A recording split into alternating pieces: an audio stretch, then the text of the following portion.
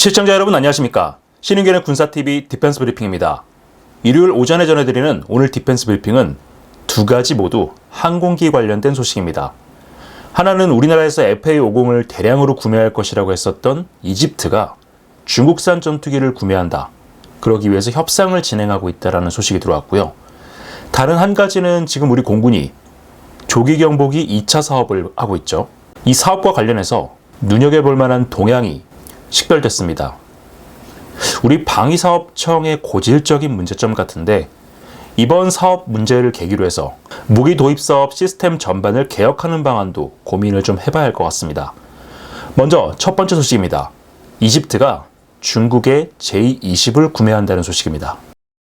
최근 계속해서 중국산 전투기 구매 이야기가 흘러나왔던 이집트에서 중국과 J-20 전투기 구매 협상이 진행 중이라는 소식이 전해져 왔습니다.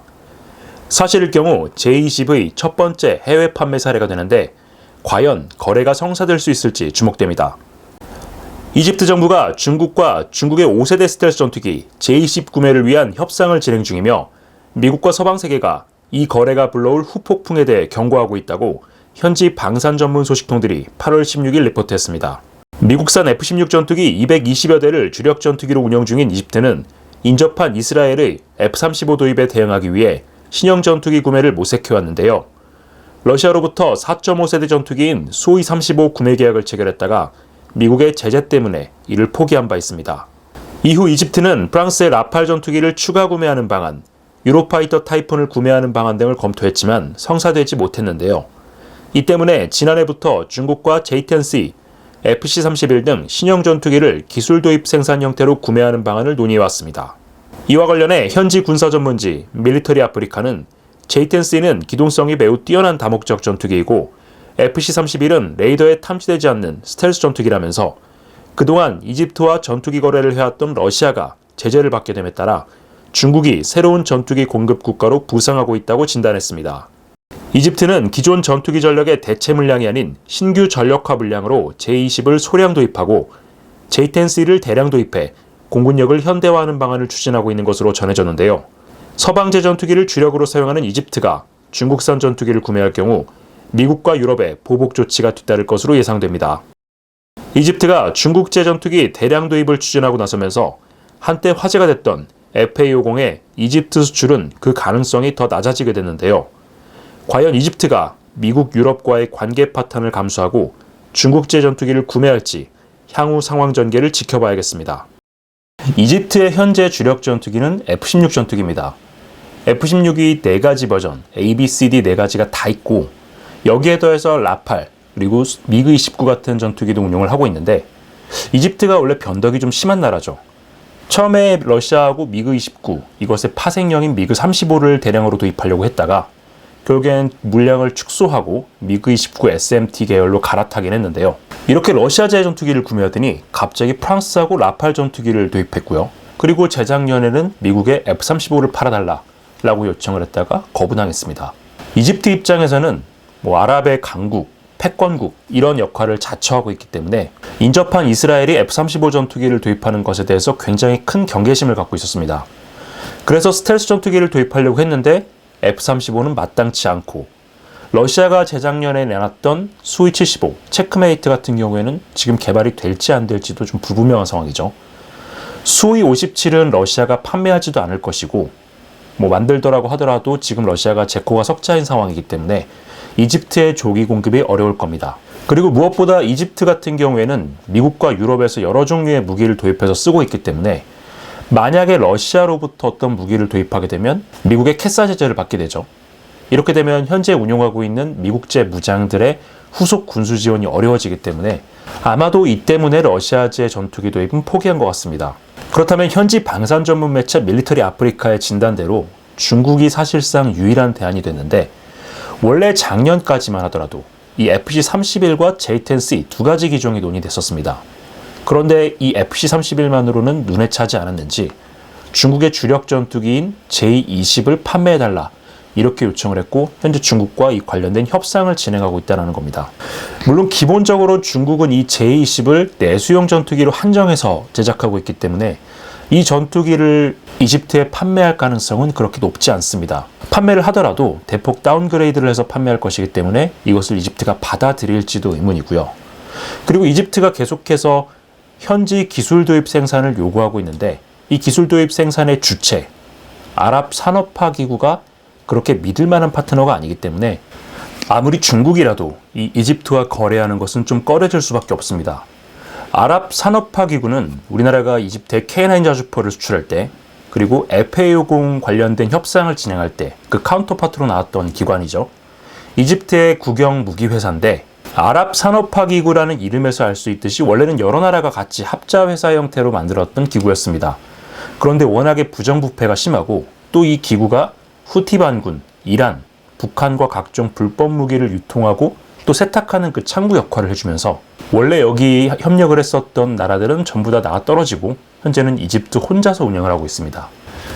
일단 이집트는 J-20 전투기를 일부 직도입하고 J-10C 전투기를 대량 도입해서 현지에서 기술 도입 생산하는 방안을 추진하고 있는 것 같은데 이집트가 미국이나 서방 세계하고 완전히 단절되어 있는 나라가 아니죠. 그래서 이집트에 J-20을 팔 경우에 이 관련된 기술이 이집트를 통해서 서방 세계로 유출될 수 있다라는 그런 우려를 할 수 있어서 아마도 중국은 J-20 대신에 FC-31, 최근에 J-35라는 명칭을 받은 그 전투기를 판매하려고 할 가능성이 높을 겁니다. 어쨌든 이집트가 이런 식으로 스텔스 전투기를 갖게 되면 아프리카 최초가 되는 것이고 또 이것을 가지고 유사시에 이스라엘에 대항할 수 있는 그런 전력으로 삼으려고 할 것 같은데 과연 이집트가 자신들이 원하는 대로 스텔스 전투기를 확보할 수 있을지 한번 지켜봐야 되겠습니다. 네, 두 번째 소식은 우리나라 조기 경보기 도입 사업과 관련된 내용입니다. 많은 분들이 피스아이와 동일 기종, 그러니까 이 737 계열 기종으로 수의 계약으로 가겠다 이렇게 생각했던 사업이었는데 갑자기 변수가 여러 가지가 튀어나오고 있습니다. 아마도 기종이 바뀔 것 같은데 어떻게 될지 지켜봐야 되겠습니다. 우리 공군이 현재 4대를 운용 중인 2737 피스아이 조기 경보기 전력을 보완하기 위한 조기 경보기 추가 도입 사업을 진행하고 있습니다. 여러 변수가 생겼는데 당초 예상됐던 동일 기종 전력화가 어려워짐에 따라 출사표를 던진 다른 업체들의 치열한 경쟁이 예상됩니다. 신형 조기 경보기 4대를 도입하는 EX 2차 사업에 출사표를 던진 미국 대형 방산업체 L3 에리스가 대한항공 등 국내 기업과 컨소시엄을 구성하고 본격적인 수주 경쟁에 나섰습니다.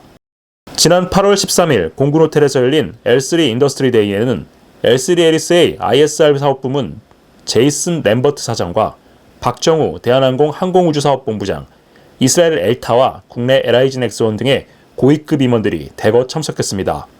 L3 에리스 컨소시엄은 비즈니스 제트기인 글로벌 6500 플랫폼에 ELW2085 A사 레이더를 통합한 모델을 제안하고 있는데요. 1차 사업 때도 출사표를 던졌던 이 모델은 레이더 TR 모듈 소자를 질화 걸륨으로 교체하고 소프트웨어를 개선해 탐지 거리를 크게 늘린 것으로 전해졌습니다.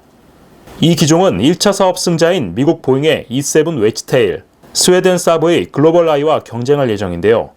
최근 미 공군의 웨지테일 계약에서 해당 기체 가격이 폭등한 것이 확인되면서 사업 구도에 큰 변화가 예상됩니다.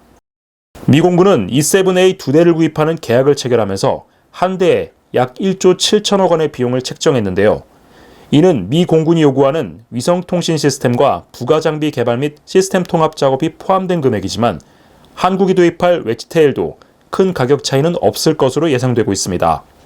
방위사업청은 이번 EX 2차 사업에 2조 9,169억 원, 약 21억 4,600만 달러의 예산을 책정하고 있는데요. 해당 예산으로는 소요 물량 4대의 절반에 불과한 2대의 웨지테일만 구매할 수 있는 상황입니다. 이 때문에 보잉이 옵션 등을 크게 제거하고 웨지테일을 미공군 납품가의 3분의 1로 제한하지 않는 한 EX 2차 사업은 1차 사업과 다른 기종으로 결정될 것으로 보이는데요. 과연 이 사업 어떤 방향으로 흘러갈지 주목됩니다. 자, 일단 경쟁 기종 사진들부터 보시면 이 첫 번째가 이번에 L3 에리스에서 국내 대한항공과 함께 컨소시엄을 구성해서 제안하고 있는 모델입니다. 그리고 두 번째 사진은 스웨덴 사브에서 글로벌 아이라고 해서 비즈니스 제트기에 A사 레이더를 장착해서 제안하고 있는 버전입니다. 이 두 가지 모두 1차 사업 때 들어왔었죠. 자, 그런데 보잉 737을 기반으로 해서 만든 이 피스아이 체급 자체가 다릅니다. 1차 사업 때는 우리가 책정한 예산 범위 안에 들어왔기 때문에 한 대에 약 5천억 원 정도의 예산으로 구매가 가능했었는데 그 1차 사업이 벌써 12년 전의 일이죠. 12년 동안 굉장히 많은 가격 인상 요인들이 있었습니다. 제가 며칠 전에 내셔널 디펜스라는 미국 매체의 한 기사를 봤는데 미국 군인들이 최근 몇 년 사이에 공급망 문제 때문에 무기체계 획득 가격이 최소 30% 이상 올랐다. 그런데 무기 도입 예산은 0.2% 올라서 도대체 뭘 해야 될지 모르겠다. 이렇게 토로하는 내용을 봤습니다. 사실 이렇게 가격이 오른 건 무기뿐만이 아니죠. 팬데믹이 한번 휩쓸고 지나간 뒤에 전 세계적으로 공급망 여러 분야에서 문제가 생겼죠. 무기 체계를 구성하는 각종 부품들의 공급 체인에 문제가 생기면서 전체적인 가격이 올라갔는데 여기에 더해서 우크라이나 전쟁과 각국의 군비 경쟁으로 인해서 소요까지 늘어났죠. 공급은 딸리고 소요는 많아지면 당연히 가격은 폭등합니다. 자, 이렇게 엄청나게 물가 인상이 진행이 되고 있는 이유는 간단하죠. 앞서 말씀드렸던 공급망 문제도 있고 코로나 때 각국 정부가 워낙에 돈을 많이 뿌렸기 때문에 인플레이션 압박이 굉장히 심하기 때문도 있습니다. 자, 그렇다면은 이렇게 올라간 물가만큼 무기체계 가격도 올라갔기 때문에 무기를 구매하려는 정부는 당연히 그 예산을 증액을 해야 되겠죠. 자, 그런데 우리 방위사업청은 12년 전 가격을 생각하고 거기서 50% 정도만 예산을 증액을 했습니다. 12년 전에 대당 5천억 정도에 샀으니까 이번에는 7천억 정도 주면 살 수 있겠다라고 판단해서 3조 원이 채 되지 않는 예산을 책정해서 4대의 조기경보기를 추가로 구매하겠다라고 나선 겁니다. 자, 그런데 12년 동안 이 조기경보기 가격이 정말 50%만 올랐을까요? 2배에서 3배 정도 올랐죠. 제가 아까 본문에서 이 조기경보기 E7의 가격이 1조 7천억이라고 말씀을 드렸는데 원래 보잉에서 불렀던 가격은 25억 달러였습니다. 한 대에 3조 원이 넘는 가격을 미공군이 장기간의 협상을 통해서 깎아서 1조 7천억 정도로 만든 거란 얘기입니다. 이 말인즉슨 더 이상의 가격 인하 요인이 없다는 거기 때문에 추후에 계약될 기체들도 아마 비슷한 가격대에서 계약이 체결될 겁니다. 자, 그렇다면 우리가 지금 책정하고 있는 이 예산으로는 많아야 2대 정도를 도입할 수 있다는 건데 이렇게 되면 우리가 선택할 수 있는 방법은 2가지밖에 없죠. 도입 물량을 줄이거나 예산을 증액하거나. 그런데 우리 무기 도입 역사상 예산을 증액했던 사례가 없기 때문에 아마도 이 소요량을 2대로 축소하거나 사업을 2개로 토막내서 EX 2차 사업, EX 3차 사업 이렇게 갈 가능성도 있습니다. 우리가 FX 3차 사업 때도 그랬죠. F-35를 도입할 때 방사청이 가격 예상을 전혀 하지 못했습니다.